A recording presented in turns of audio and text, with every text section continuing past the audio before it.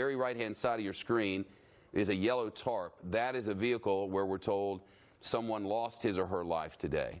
Beyond that, we know that there are multiple fatalities because representatives from the Florida Highway Patrol have confirmed that to us. But it is Senator Nelson who has said that that number may be somewhat larger. Under all circumstances, a horrific human tragedy unfolding and still developing in South Florida as we wait to see whether they'll be able to rescue anyone. We've been fortunate to have the facility of WSVN 7 in South Florida, Belkis Neray and Craig Stevens on the news desk, and now a live report from the field coming as well. Let's listen in as WSVN's coverage continues. And many people did manage to just be on the other side of the collapse, and right after it happened, they just left their cars and raced out of there.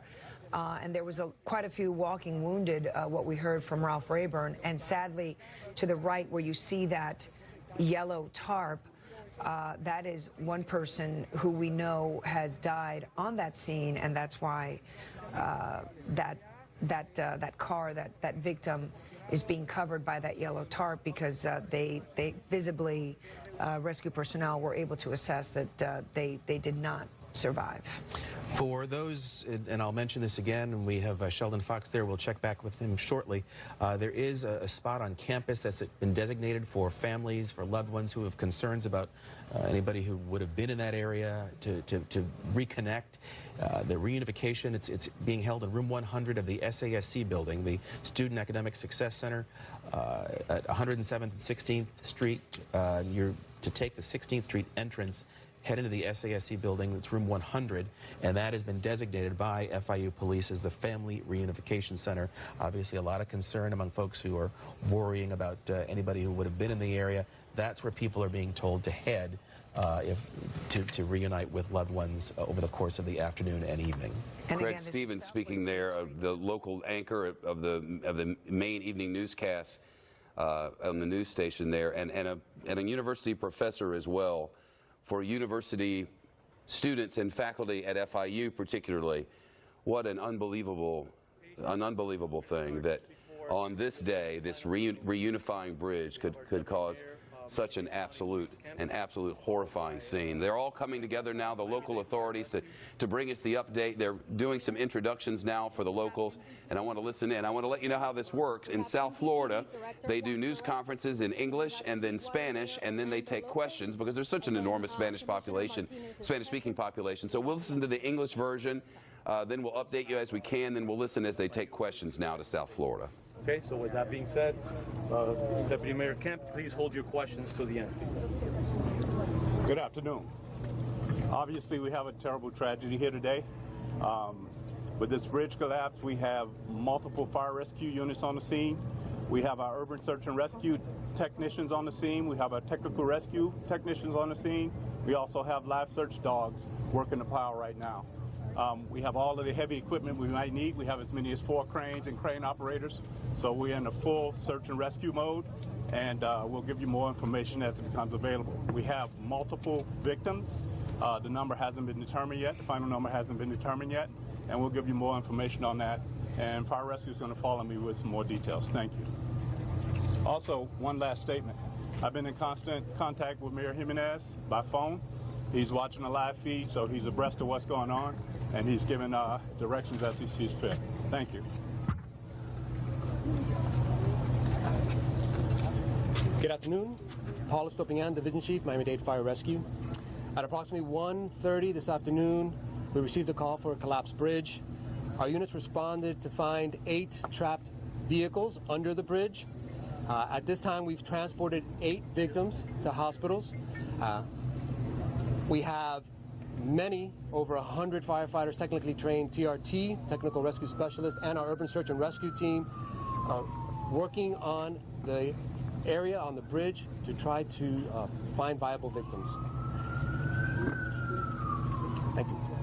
Can you speak in Spanish, please? We'll do Spanish. I said earlier we were hoping that the eyewitness account was wrong, or that there weren't that many vehicles there, and sure enough, 8. Here, let's listen more English. This afternoon, the Fort Patrol was notified of a bridge collapse at this location, Southwest 8th Street and 109th Avenue.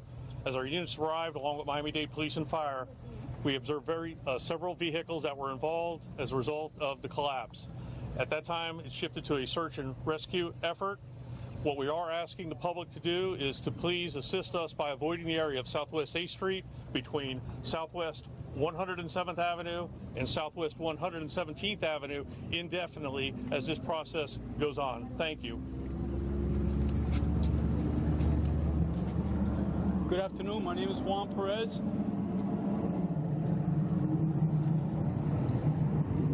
The director of the Miami-Dade Police Department. First and foremost, all of our thoughts and prayers go to those the victims of this tragedy that has occurred here today. You've heard from our partners here, many other partners that are out here, law enforcement and firefighters that have come to the aid. We thank them for their efforts. You know, FIU is here, their police department has been great. Our partners from Sweetwater and Doral, and so many others that have come. If I miss you, I apologize. But we thank all the agencies that are out here supporting these efforts. Right now, we are assisting in the efforts. Right now, the main focus here by the fire department obviously is to rescue people. And that is what we're assisting with by controlling traffic, assisting FHP with traffic for now. And then we're on standby because as soon as those efforts are over, our Homicide Bureau will take the lead in investigating this tragedy that has occurred. And we will take the lead from that point on. The state attorney is also on standby and waiting to come in and work this case with us. So for right now, that's all we have as far as this incident. And a very important message that I also have is that we have established with a partnership through FIU a reunification center right here at FIU. If you want more information on that, you can contact 305-348-3481. That is the number that has been established for family members that are concerned that maybe their family members or friends are victimized by this incident. If you call that number, we will help you out. If you are one of those family members or if you're concerned, contact that number. There is an area here to respond for the family members only. FIU police are on standby to escort everybody that comes in that wants to get to that family reunification center where our victim advocates are at, so that they can assist with whatever needs are required of those individuals. The last thing I would like to share is that you heard from FHP about people not coming into the area. Please stay out of the area, and we will advise you when these roads will be open again, but for an extended period of time. But I also need you, the media, to please cooperate with us. There should be no information that's coming out regarding this incident unless it's coming out from us right here in this location. We will periodically update you. We do not need information that is erroneous getting out to the public because some is already getting out. And what that does is it complicates things. We want to be able to be the ones that contact next of kin. We want to be able to notify family members. Let us do that. We don't want family members to find out that a loved one is involved in this tragic incident because somebody puts it out in the media. So please, I ask you to respect those family members, those that have been impacted. But from the bottom of my heart, please cooperate with us today more than ever so that others that are impacted are not impacted by watching it on the news. We definitely do not want that. We want it to be controlled. Let us do that. We have victim advocates that are waiting to go with us so that we can deliver the news, whether it's horrible news or whether it's a news that somebody has survived this incident. We would like to do that. If you can cooperate with that, and I would truly appreciate it. Thank you. We're going to go Spanish, all right, and then Obviously, we'd never go, and never have, and never will go with names of victims of tragedies like this before. We certainly respect their professionalism and the very hard work that first responders do for all of us every single day. And it's sort of a mutual sort of thing. They're going with Spanish language now. I think maybe if there's any good news here, and it's certainly hard to find on a day like this, but if there's any good news, it's not 18 to 20 cars under there, as our witness had said, but as they believe 8. Let's listen now back to English language. As mayor of the city of Sweetwater, we stand here today in solidarity. We've had a national tragedy here on our hands with a chronic staple part in a connectivity between the city and the university has actually turned out to be a national tragedy. Our hearts are here, extended out to the victims that were actually able to be transported away, as well as those that may not be walking away from the scene. I'd like to thank all law enforcement agencies as well as local government that have cooperated with us.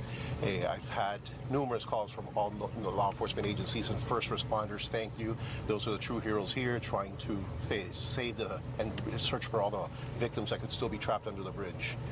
It was shocking news today at 1:48 when I received a call from a mechanic that works directly across the street from the Sweetwater and says the bridge just collapsed. I can hear the crackling in his voice as he's telling me this.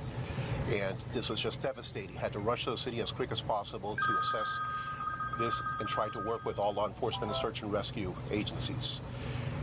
One kudos that I'd actually like to give out is to one of Miami-Dade police officers, Sergeant Dolan, who actually owns a business directly across the bridge. He was the first responder that actually worked there, and according to his wife, because he's still too broken up to respond to this, he worked on a victim for 15 minutes to maintain that person alive. Thank you to all first responders. As Director Perez was saying, try to keep all communications to this establishment and not from anybody else. There has been a lot of false messages going out. Try to limit it to this call center, please, if you don't mind. Can you correct some of the false? Hold your questions to the end, guys, please. We have plenty of people that have to speak. Can you answer whether it was open to federal footpath or debt or still just construction crew? Questions will be answered. Answer the questions at the end. Good afternoon. My name is Ken Zessel. I'm Vice President for Finance and CFO at FIU. Obviously, our hearts are broken over this tragedy that has impacted a good number of people. Right now, our first priority is with the family and friends of the victims, and we are going to do anything and everything we can to assist them during this process. We have mechanisms in place to provide the highest level of assistance, and we will provide whatever assistance is needed. I would like to echo the comments of my colleagues that have been up here. The first responders have been absolutely amazing. They've been here in just a matter of minutes to assist those in need. We have and will continue to work with them as well as the appropriate governmental authorities as this tragedy is investigated. Thank you.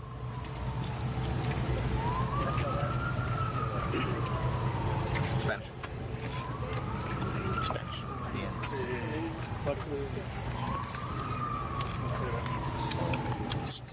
Buenos días. Cruz. As is custom in South Florida, they'll